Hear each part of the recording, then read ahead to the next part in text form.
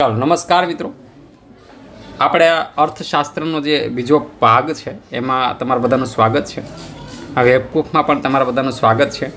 હવે જે લોકોએ પહેલો ભાગ ના જોયો હોય તો આપણે યુટ્યુબ ચેનલ છે, તમે નવા હો તો ચેનલને સબસ્ક્રાઈબ કરી દેજો, બરાબર છે.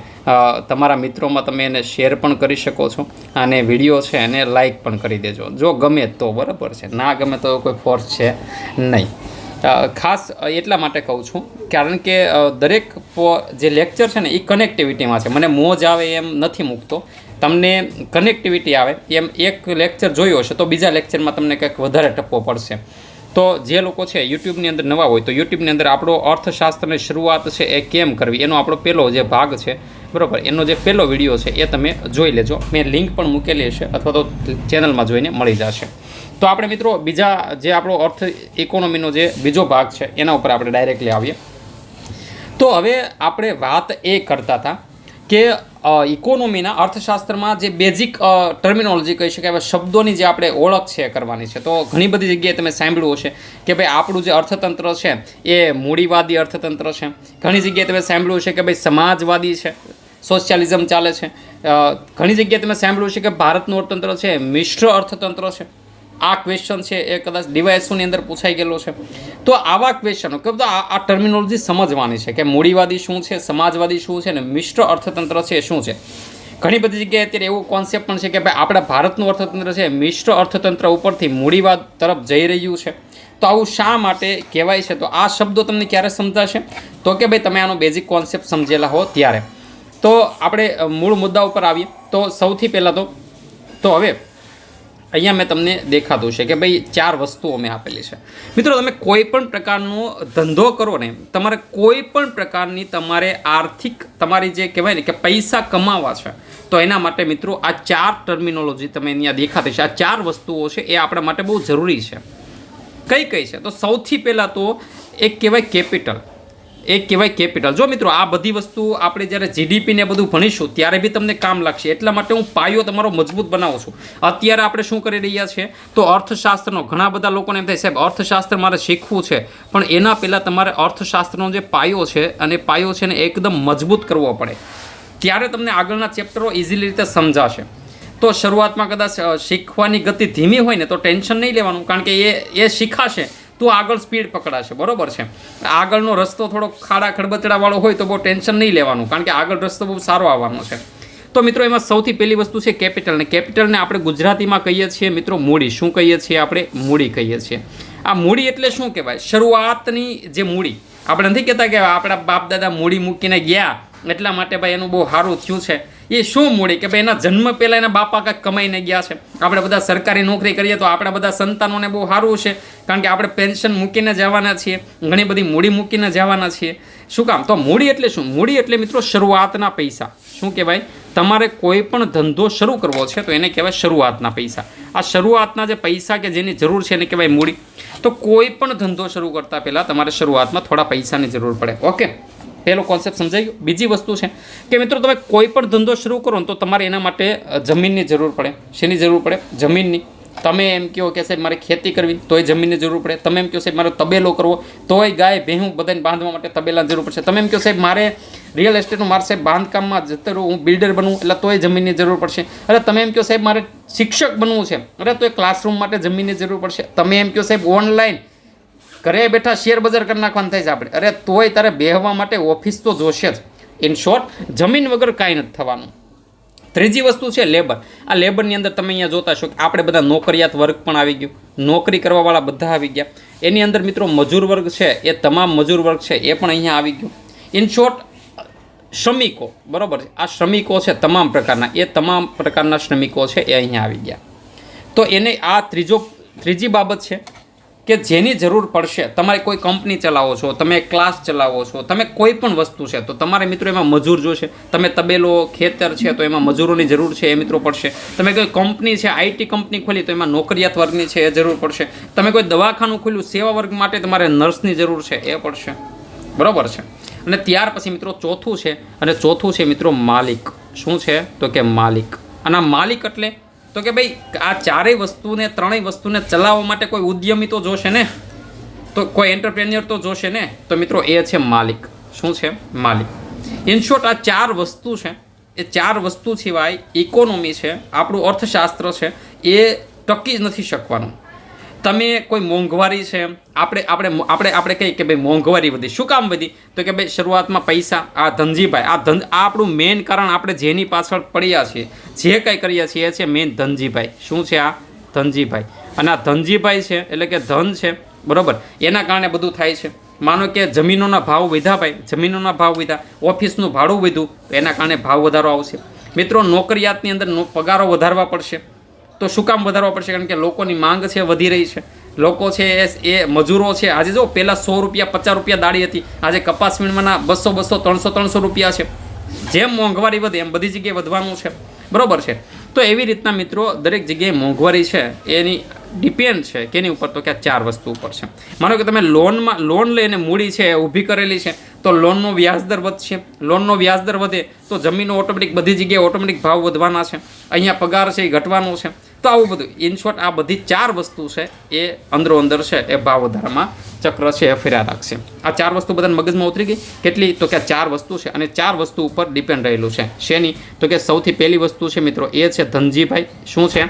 તો કે એ છે આપણા ધનજીભાઈ, કે જેની ઉપર મિત્રો ટકી રહેલું છે આખી મૂડી છે. મિત્રો બીજો પોર્શન છે એ છે મિત્રો જમીન. શું છે? જમીન, બરાબર. ત્રીજો જે પોર્શન છે મિત્રો એને કહેવાય શ્રમિકો. એની અંદર નોકરિયાતોને બધા આવી ગયા. અને જે આપણો ચોથું છે મિત્રો એ છે માલિક. હવે મિત્રો આપણે પહેલો પોર્શન એ જોયો તો વિડીયો, જે પહેલો વિડીયો છે એની અંદર, કે ભાઈ અર્થશાસ્ત્ર છે, બરાબર, આપણું જે અર્થતંત્ર છે એમાં સૌથી પહેલાં આપણે જોયું હતું કે એક ક્ષેત્રના આધારે કેટલા ટાઈપ છે. એના ક્ષેત્ર છે એ ક્યાં ક્યાં છે? તો કે ભાઈ એક પ્રાથમિક ક્ષેત્ર હતું, કે ભાઈ એનું ઉત્પાદન છે કઈ રીતના થાય છે એના આધારે છે. મિત્રો એક દ્વિતીય ક્ષેત્ર હતું. આના ક્વેશ્ચનો મેં આપણે યુટ્યુબ ચેનલમાં મૂકેલા છે, તો ત્યાંથી તમે જોઈ શકશો. અને એક ત્રીજું હતું મિત્રો તૃતીય, કે જેને આપણે સેવા ક્ષેત્ર પણ કહીએ છીએ. હવે મિત્રો આપણે અર્થતંત્ર છે એનો ટાઈપ છે એ હકના આધારે જોવું છે, કે ભાઈ હકના આધારે કેટલા ટાઈપ પડે છે. તો મિત્રો આ 4 ઉપર કોનો હક છે એના આધારે તમે ડિસાઈડ કરી શકો, કે આની ઉપર કોનો હક રહેલો છે. એટલે કે આ 4 છે, કે ભાઈ ધનજીભાઈ છે એ કોના છે, પૈસા કોના છે, ભાઈ આ જમીન છે એ કોની છે, શ્રમિકો કોના છે, અને માલિક છે એ કોણ છે. તો આ 4 ઉપર કોનો હક રહેલો છે મિત્રો, એના આધારે આપણે નક્કી કરી શકીએ કે સિસ્ટમને શું કહી શકાય, એ અર્થતંત્રને શું કહી શકાય. તો ચાલો આપણે જોઈએ કે અર્થતંત્રને શું કહી શકાય. તો મિત્રો સૌથી પહેલી વસ્તુ કે આ 4 ઉપર જો હક છે એ તમામ હક છે, બરાબર છે, એ મિત્રો સરકારનો હોય. કોનો હોય? સરકારનો હોય. જેમ કે માનો કે આપણે બસની વાત કરીએ છીએ, માનો કે આપણે કોઈ રેલવેની વાત કરીએ છીએ, તો રેલવે છે સંપૂર્ણપણે પૈસા કોના? તો કે સરકારના, બરાબર છે. ત્યારબાદ પાટા કોના છે ભાઈ? તો કે સરકારના છે. ત્યારબાદ શ્રમિકો એટલે કે કામ કરે, રેલવેમાં ભરતી આવે, કોણ કરે? સરકાર કરે છે. અને ત્યારબાદ માલિક કોણ છે? તો કે સરકાર છે. મિત્રો યાદ રાખીશું કે આ 4 ઉપર જો સરકારનો હક હોય, કોનો હક હોય? આ 4 ઉપર મિત્રો જો સરકારનો હક હોય, બરાબર છે, તો એને આપણે કહીએ છીએ સાર્વજનિક. શું કહીએ છીએ મિત્રો? તો કે એવી વસ્તુને કહેવાય સાર્વજનિક. તમે આપણે ઘણી જગ્યાએ બોર્ડ માર્યું છે કે આ રોડ સાર્વજનિક છે, આ બિલ્ડિંગ છે સાર્વજનિક છે. તો શું કામ સાર્વજનિકનું બોર્ડ મારે? કારણ કે ભાઈ એનો ઉપયોગ છે એ આ દેશમાં રહેતા તમામ વ્યક્તિઓ કરી શકે, કારણ કે સાર્વજનિક છે. મિત્રો એવી વસ્તુઓ છે કે જેને સરકાર ઈચ્છે છે કે ભાઈ આને આપણે લોક કલ્યાણ માટેનો ઉપયોગ કરીશું. મિત્રો યાદ રાખીશું. તો આવી જે વસ્તુ છે જેને આપણે ગવર્મેન્ટ શબ્દ યુઝ કરીએ છીએ, સાર્વજનિક કહીએ છીએ, તો મિત્રો યાદ રાખીશું કે આવી જે સરકાર છે, આવું જે તંત્ર ચાલે છે કે જ્યાં 4 ઉપર હક છે એ કોનો છે? સરકારનો છે. આજે દારૂ વેચવો કે નહીં એ ગુજરાતમાં કોણ નક્કી કરે? સરકાર નક્કી કરે છે. ગુજરાતની સરકાર છે નક્કી કરે છે, બરાબર છે. પહેલાં કેવું હતું? અંગ્રેજો વખતે કેવું હતું કે ગળીનું ઉત્પાદન કરવાનું છે એ સરકાર નક્કી કરતી હતી, પણ એ આપણે લૂંટતા હતા. એના વિશે પણ આપણે વાત કરીશું. ઇન શોર્ટ સરકાર નક્કી કરશે કે ભાવ શું રાખવો. ભાઈ ભાવ વધારો નહીં થવા દે, કાળા બજાર નહીં થવા દે. સરકાર છે કાળા બજાર થવા દેશે નહીં. તો મિત્રો જ્યાં સરકાર છે એ પ્રભુત્વ ધરાવે છે, સરકાર છે એ નક્કી કરશે કે ભાવ કેટલા એવરેજમાં રહેવા જોઈએ. ભાવ સરકારી, તમે જુઓ આજે બસ છે તો હું આપણી પાસે કોઈ અમરેલીથી સુરત જવાના કોઈ 5000 રૂપિયા લઈ લે છે? નહીં લઈ ને. એવું નહીં થાય. શું કામ? કારણ કે 4 ઉપર હક કોનો છે? સરકારનો છે. સરકાર કંટ્રોલ રાખશે. ઇન શોર્ટ કંટ્રોલ છે ઇન શોર્ટ આ ચારેય વસ્તુનો જે કંટ્રોલ છે એનો જે લગામ છે એ કોના હાથમાં છે? તો કે સરકારના હાથમાં છે. તો મિત્રો યાદ રાખીશું કે આવી જે સિસ્ટમ છે મિત્રો, એ સિસ્ટમને કહેવાય સમાજવાદી. કેવી કહેવાય? સમાજવાદી સિસ્ટમ કહેવાય. કેવી કહેવાય? સમાજવાદી સિસ્ટમ કહેવાય. અને આ સમાજવાદી સિસ્ટમની અંદર આપણા સરકાર, આપણે બંધારણ ભણીએ તો શું આવે છે કે કલ્યાણ રાજ્ય બનાવવાનું છે. કેવું છે? લોક કલ્યાણનું કામ છે કરવાનું. સરકાર એવું ઈચ્છે કે આપણે બધા ગરીબ થઈએ? નહીં. સરકાર એવું ઈચ્છે છે કે આપણે બધા ખૂબ પૈસાવાળા બનીએ. સરકાર એવું ઈચ્છે છે કે લોકો છે એ સુખી રહે. તો મિત્રો સમાજવાદી અર્થતંત્ર છે એની અંદર શેની વાત હોય છે? તો કે લોક કલ્યાણી રાજ્ય બનાવવાનું. બરોબર છે? લોક કલ્યાણની વાત હોય. લોક કલ્યાણ રાજ્ય છે મિત્રો, એ બનાવવાની વાત છે એ અહીંયા હોય છે. બરોબર છે? તો પેલો મુદ્દો આપણે યાદ રાખીશું અહીંયાથી મિત્રો, કે જ્યાં સરકાર કંટ્રોલ કરે છે. આપણે સરકાર એવું કહે દારૂ પીવા મળો બધા ભાઈ, તો આપણે બધા ભાઈ દારૂ પી પીને ભાઈ એકદમ ફૂલ થઈને આજે બધા દારૂ પીવો, પણ કેવું પ્રોફેશનલી. પણ આપણે બધા ફૂલ થઈ જાય તો ભાઈ પરિવારોનું શું થશે? આ ગુજરાત રાજ્યનું શું થશે? સમજાય છે? તો જ્યાં કંટ્રોલ કોના હાથમાં છે ભાઈ? તો કે સરકારના હાથમાં છે. એવી જે સિસ્ટમ છે એને સમાજવાદી કહેવાય છે. કેવી કહેવાય છે? સમાજવાદી કહેવાય છે. ત્યાં સરકાર બધાને ભાગે ભળતું બધું આપશે. ત્યાં આજે તમે જુઓ કે સરકાર છે એ ખેડૂતો પાસેથી ચોખા લઈ અને ગરીબોને 2 રૂપિયાના દરે ચોખા છે એ વેચે છે. શું કામ? કારણ કે એનો કોન્સેપ્ટ છે લોક કલ્યાણ બનાવવાનો. ત્યારબાદ મિત્રો હવે જોઈએ કે માનો કે આનો હક છે, આ ચારેય વસ્તુ ઉપર હક છે, એ કોનો છે? એક્ઝામ્પલ તરીકે માનો કે તમે એપલના ફોન અત્યારે મળે છે. આપણે અમેરિકાની વાત કરીએ, એપલના ફોન મળે છે. તો ભાઈ એપલની કંપની કોની? એપલમાં પૈસા કોણે લગાડ્યા? તો કે ભાઈ સ્ટીવ જોબ્સ છે, એને લગાડ્યા છે, જે તે સમયે માલિક હતો એટલે.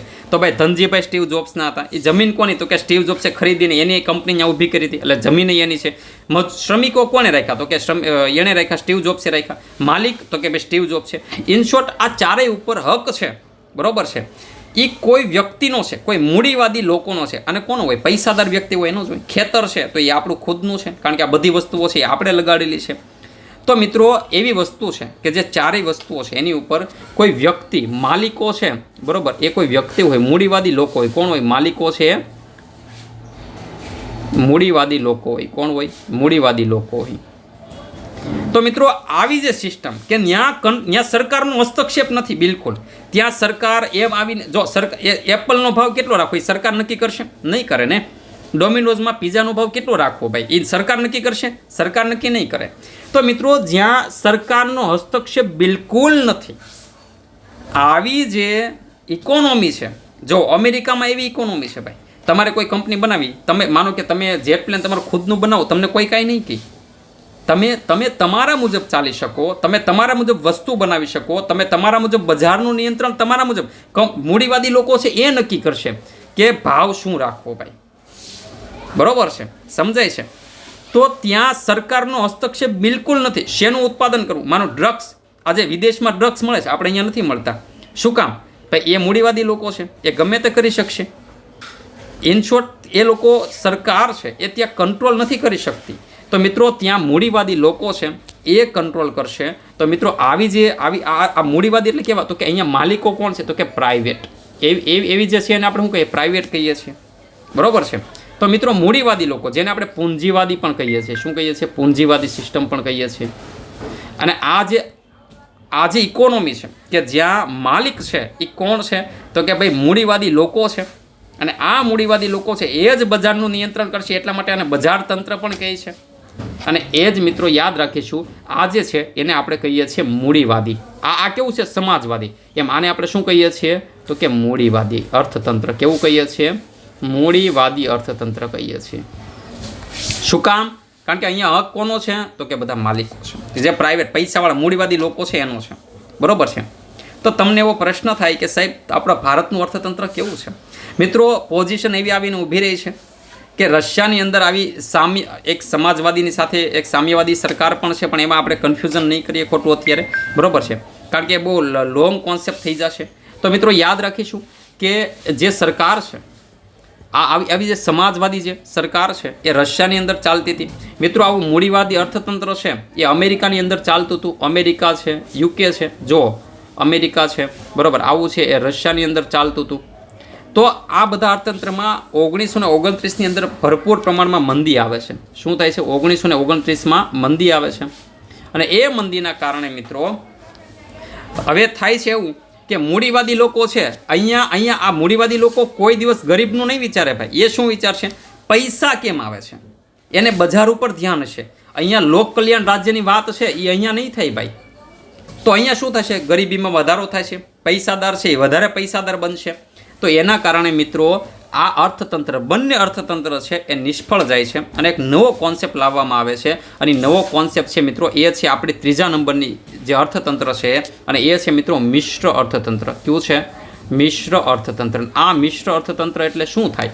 તો આ મિશ્ર અર્થતંત્ર એટલે એની અંદર મિત્રો યાદ રાખીશું કે એની અંદર સમાજવાદી પણ મિક્સ છે, એટલે કે સરકાર પણ છે. સમાજવાદી એટલે કોણ? તો કે એની અંદર સરકારનો જે કંટ્રોલ છે એ છે. પ્લસ મિત્રો એની અંદર કોણ આવશે? તો યાદ રાખીશું કે એની અંદર મિત્રો મૂડીવાદી અર્થતંત્ર છે એ પણ આવશે. મૂડીવાદી એટલે કોણ? તો કે જે પ્રાઇવેટ છે મિત્રો એ. કોણ આવશે? પ્રાઇવેટ છે એ.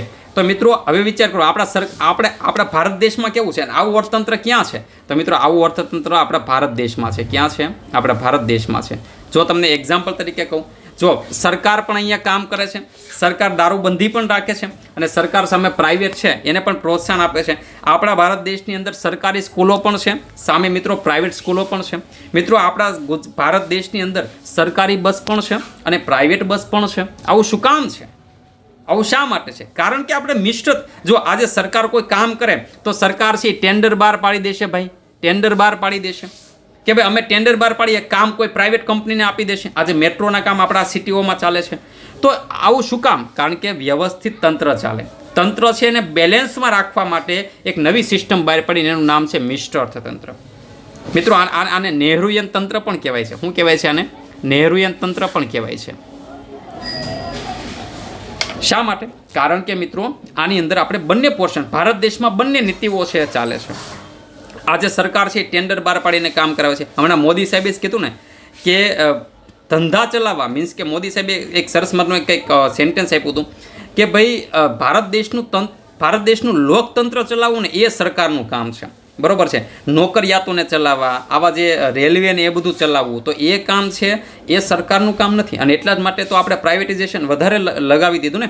તમે જોયું હશે કે આપણે નિજીકરણ છે વધારે કરીએ છીએ. શું કામ? કારણ કે સરકાર એવું ઈચ્છે છે કે અમે ચલાવવા નહીં માગતા. બરોબર છે? અમે સરકાર ચલાવી શકીએ, અમે લોકતંત્રને સાચવી શકીએ, જ્યાં ન્યાય ન મળતો હોય ત્યાં એ આપી શકીએ. તો એના માટે થઈ સરકાર છે એ આજે રેલવેને બધું પ્રાઇવેટ કરી નાખે છે. એ શું કરે છે? તો કે ભાઈ સંચાલન ખાલી બીજાને આપે છે, એમ તો કંટ્રોલ એના હાથમાં જ રાખે છે. ઇન શોર્ટ સરકાર છે એનો હસ્તક્ષેપ છે એ મિશ્ર તંત્રમાં રહેશે. પછી તમે જો પીપીપી મોડલ છે એ પણ બહાર પાડવામાં આવે છે, પબ્લિક પ્રાઇવેટ પાર્ટનરશિપ. આપણે એમાં બંદરો બનાવીએ છીએ તો કે ભાઈ પબ્લિકને પાર્ટનરશિપમાં લઈ, બરોબર, જે ટેન્ડરની બધી સિસ્ટમોથી બંદરો બનાવીએ છીએ. આપણે હવાઈ મથકો છે એ પણ બનાવીએ છીએ.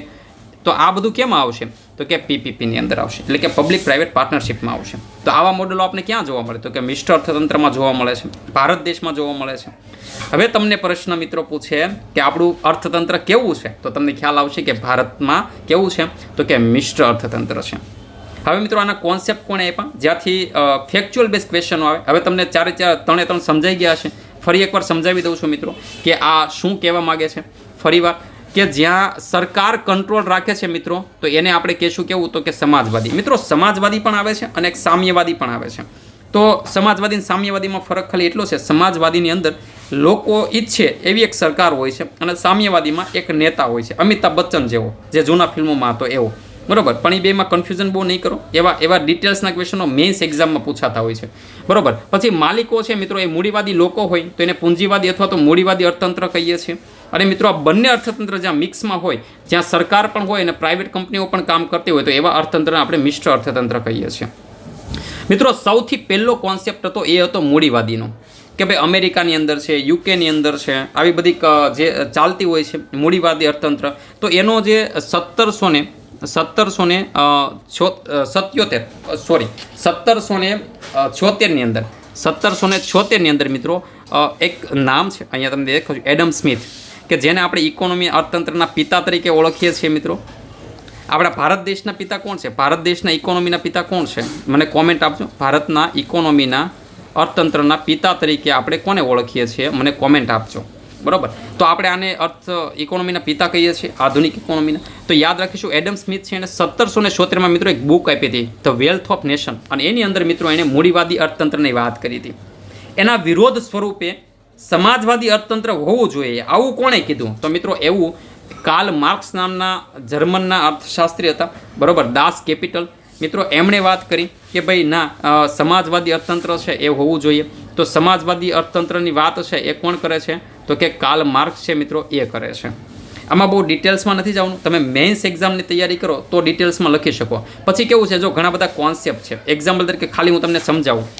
મૂડીવાદી અર્થતંત્રમાં કેવું છે, માનો કે મૂડીવાદીની અંદર આપણે ખાલી એક બેઝિક કોન્સેપ્ટ, જેનાથી તમારા ઘણા બધા ખ્યાલ છે એ સ્ટ્રોંગ થશે. માનો કે આપણે મૂડીવાદી અર્થતંત્રની વાત કરીએ, તો મૂડીવાદી અર્થતંત્ર હોય મૂડીવાદી, તો ત્યાં કેવું થશે? અલાઉદ્દીન ખિલજી જ્યારે આવ્યો ને ભારત દેશની અંદર, ત્યારે મિત્રો એણે ભાવ નિયંત્રણ કર્યું હતું. અને મેં જે ઇતિહાસ કદાચ વાંચેલો છે ને ક્યાંક સમજેલો છે, તો એની અંદર ક્યાંક ને ક્યાંક આવા મૂડીવાદી અર્થતંત્રની વાત છે મને ક્યાંક આમ લિંક થાય એવું લાગે છે. એણે શું વિચાર્યું કે માનો કે આપણે એક્ઝામ્પલ તરીકે માનો કે તમે કોઈ પણ સિટીમાં રહ્યો છો, તો એની અંદર કેવું ખાવાનું મળશે. માનો કે મૂડીવાદી અર્થતંત્ર આપણે અહીંયા અત્યારે ચાલતું હોય, તો હવે માનો કે તમારા આજુબાજુના એરિયાની અંદર માનો કે ગાંઠિયા જલેબી બનાવવાવાળો એક જ વ્યક્તિ હોય, ગાંઠિયા જલેબી બનાવવાવાળો વ્યક્તિ છે એ એક જ હોય, તો તમારે ના છૂટકે સવારમાં ઉઠીને તમારે ગાંઠિયા કે જલેબી ખાવી હોય તો તમારે 1 કિલોનો ભાવ છે, બરાબર છે, એ માનો કે આનો 100 રૂપિયા હોય, તો તમે ત્યાં જઈને 100% 100 રૂપિયા આપશો. શું કામ? કે આજુબાજુમાં કોઈ છે જ નહીં. પણ માનો કે આ ભાવ સરકાર નક્કી નથી કરતી, કોણ કરે છે? મૂડીવાદી લોકો નક્કી કરે છે. પણ માનો કે મિત્રો બાજુમાં બીજી એક દુકાન બને છે, આ પહેલી દુકાન છે, બરાબર, અને મિત્રો બાજુમાં એક બીજી દુકાન છે એ બને છે, બાજુમાં એક બીજી દુકાન છે એ બને છે. અને મિત્રો એણે શરૂ કર્યું, અને મિત્રો એણે ગાંઠિયા અને જલેબી છે, બરાબર છે, એણે 1 કિલોના 100 રૂપિયા જ રાખ્યા, 1 કિલોના 100 રૂપિયા જ રાખ્યા. પરંતુ આની જે ક્વોલિટી આવે છે એના કરતાં એણે એકદમ બેસ્ટ ક્વોલિટીની અંદર મિત્રો ગાંઠિયા અને જલેબી વેચી. તો તમે કોના લેશો? તો બેનો ભાવ તો સરખો જ છે, પણ તમે લેશો કોના? તો કે આના જ લેશો.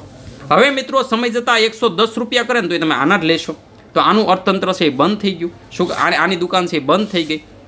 તો ઇન શોર્ટ આપણને શું મળશે? તો કે મૂડીવાદીની અંદર મિત્રો આપણને એક તો હરીફાઈ મળશે. શું મળશે? હરીફાઈ મળશે. હરીફાઈ મળશે. બીજું આપણને મિત્રો સારી વસ્તુ મળશે. શું મળશે? સારી વસ્તુ. ત્રીજું, હરીફાઈને આગળ વધારવા માટે આની ગરાગી વધશે, ગ્રાહકો આવશે, તો વધારે પૈસા, આ એ મૂડીવાદી લોકોને પૈસા જ કમાવા હોય, આપણે ઇન શોર્ટ પૈસા જ કમાવા હોય, તો મિત્રો તમે ટેકનોલોજીનો ઉપયોગ કરશો, ટેકનોલોજીનો વિકાસ થશે. આજે તમે જુઓ કેમ એપલ કેમ આગળ છે ભાઈ? એપલ જ શું કામ સારા ફોન બનાવે? કે આ મૂડીવાદી અર્થતંત્ર છે. ત્યાં હરીફાઈ છે કે હું સારું નહીં બનાવું ને તો લોકો મારી વસ્તુ નહીં ખરીદે. ઇન શોર્ટ આ બધા કોન્સેપ્ટ છે લાગુ પડતા હોય. ઓકે, તો આ બધી વાત છે મેઇન્સ એક્ઝામ રિલેટેડ છે, પણ આપણે અહીંયા ધ્યાન આપીશું કે 3 અર્થતંત્ર છે, મૂડીવાદી છે, સમાજવાદી છે અને મિશ્ર અર્થતંત્ર છે. અને ભારતનું અર્થતંત્ર કેવું છે? તો કે મિશ્ર છે. અહીંયા બધા કામ કરે છે. યાદ રાખીશું મિત્રો કે આની અંદર આ 3 છે, તો એના અહીંયા મેં જે કહેવાય મેં આપેલા છે, કોષ્ટક બનાવેલું છે કે જેના કારણે તમને ખ્યાલ આવશે કે ભાઈ કયું અર્થતંત્ર કેવું છે. આની પહેલાં મેં લેક્ચર લીધો હતો, મને ના મજા આવી એટલે મેં ડિલીટ કર્યો, એટલે આ લીટા એમને રહી ગયેલા છે, તો એ હું તમને અહીંયા સમજાવી દઉં. બરાબર છે? જુઓ હવે મિત્રો, અહીંયા મૂડીવાદી અર્થતંત્ર છે, અહીંયા સમાજવાદી અર્થતંત્ર છે અને અહીંયા મિશ્ર અર્થતંત્ર છે. તો આપણે ત્રણેયની એકવાર શોર્ટમાં વાત કરી દઈએ. જો માલિકીની વાત છે તો મૂડીવાદીમાં કોણ છે? ખાનગી માલિક છે, એટલે મૂડીવાદી લોકો છે. સમાજવાદીમાં કોણ છે? તો કે જાહેર માલિક. જાહેર માલિક અથવા તો એને સરકાર કહેવાય. શું કહેવાય? સરકાર કહેવાય. એ સરકાર કોને ચોઈસ કરી છે? તો કે આપણે કરેલી છે. અને મિશ્ર તંત્ર એટલે તો કે એમાં જાહેર અને ખાનગી બંને પ્રકારના છે. બરોબર. ભાવ નિર્ધારણ, તો ભાવ નિર્ધારણ કેમાં છે? મૂડીવાદીમાં કોણ છે ભાવ નિર્ધારણ? તો કે બજાર. વધુ માંગ, ઓછી માંગ, તો એ કોણ નક્કી કરશે? બજાર દળો નક્કી કરશે. સમાજવાદીમાં કોણ નક્કી કરશે? તો કે જે સરકાર છે એ નક્કી કરશે, એટલે કે કેન્દ્રીય આયોજન છે એ નક્કી કરશે.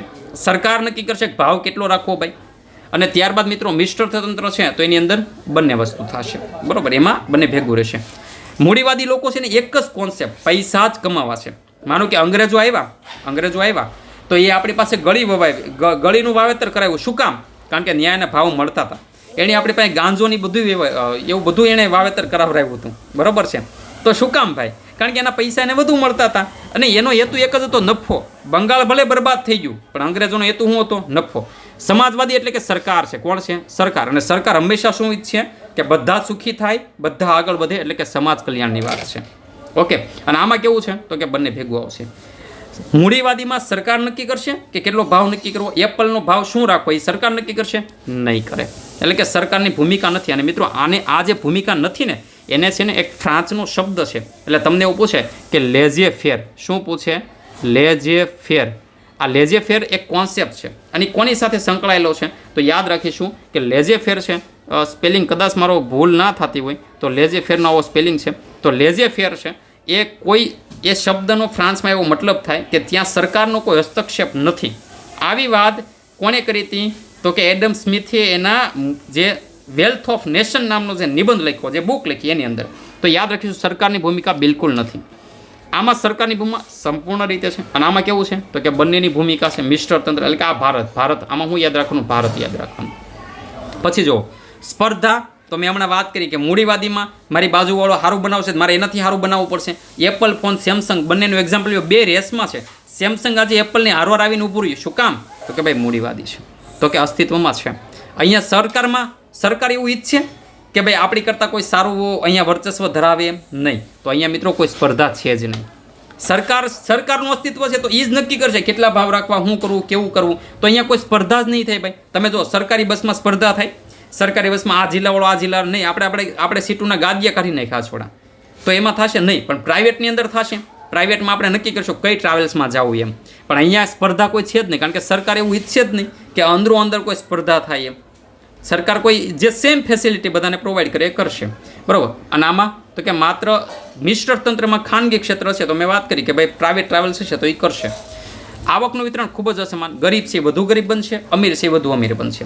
આમાં સરકાર તો કે બધાને સમાન રાખશે. સમાન એટલે કેવું કે ભાઈ બધાને વિતરણ છે એ એક સરખું જ કરવાનું છે. જેવી જરૂર છે એવું જ વિતરણ છે એ કરવાનું છે. ત્યારબાદ મિત્રો મિશ્ર તંત્રમાં અસમાનતા પણ કેવી? તમે જુઓ, આપણે ક્લાસ 1, 2, 3 છે તો ભાઈ એ તો તમારી લાયકાત પ્રમાણે તમને મળે છે.